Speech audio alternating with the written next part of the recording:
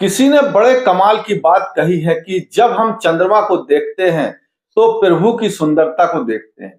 जब हम सूर्य को देखते हैं तो हम प्रभु के तेज को देखते हैं। और जब हम आईने को देखते हैं तो प्रभु की सबसे सुंदर रचना यानी स्वयं को देखते हैं। अपने ऊपर विश्वास करना शुरू कीजिए। नमस्कार, मैं हूं अकरम खान। एक कहानी सुनाता हूं, पुराने जमाने की कहानी है। किसान हर सुबह सूरज की पहली किरण के साथ उठता और अपने पुराने डंडे पर दोनों तरफ दो घड़े लटका कर तालाब की ओर निकल पड़ता। दोनों घड़े कई सालों से उसके साथ थे, पर उनमें से एक घड़ा अब बहुत बूढ़ा हो चुका था। उसमें एक बड़ा सा फूट था जिससे पानी लगातार रिसता रहता। सही घड़ा जो था वह बड़ा ही घमंडी था, हमेशा फूटे हुए घड़े की टांग खिंचाई करता, कहता, ओरे फूटे, तू तो काम के लायक भी नहीं रहा। देखो मैं कितना मेहनत करता हूँ, पूरा पानी बिना लीक किए घर तक पहुंचाता हूँ। तुझे किसान कब का तोड़ चुका होता अगर उसे तुझ में फायदा होता। फूटा हुआ घड़ा कुछ देर के लिए चुप रहा, फिर धीरे से अपने आप से कहता, मैं भी चाहता हूं मेहनत करूं, पर लगता है मेरी कमी बहुत बड़ी है।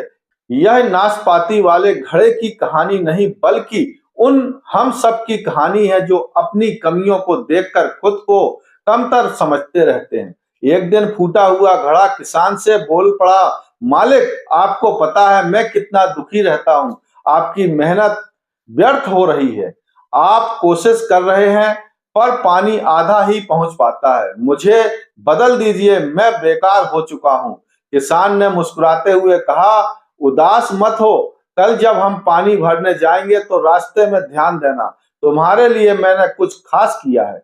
अगली सुबह किसान फिर से दो घड़े लेकर तालाब गया और जब वापस आ रहा था तो फूटे हुए घड़े ने देखा कि उसकी तरफ रास्ते में रंग बिरंगे फूल खिले हुए थे। वाह, ये सब क्या है? फूटा हुआ घड़ा हैरान होकर बोला।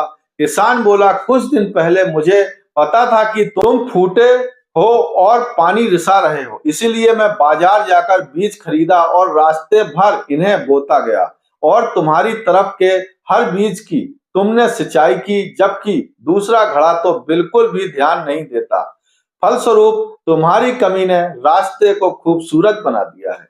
फूटा हुआ घड़ा खुशी से फूला नहीं समा रहा था। उसने कहा, मतलब मेरी कमी ने खूबसूरती ला दी? मैं कभी सोच भी नहीं सकता था। किसान ने हंसते हुए कहा, हर किसी में कमियां होती हैं, पर असली ताकत वो है जो अपनी कमी को अपनी ताकत में बदल दे। आज तुम अकेले नहीं, पूरे रास्ते को खिला खिला दिया है।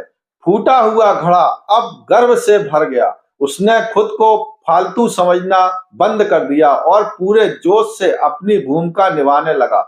कहानी का यही सार है कि हमारी हर कमजोरी में भी कोई ना कोई खूबसूरती छिपी होती है। यदि हम अपनी कमियों को पहचानने और बेहतर बनाने की कोशिश करें तो वो हमारी सबसे बड़ी ताकत बन जाती है। नमस्कार दोस्तों।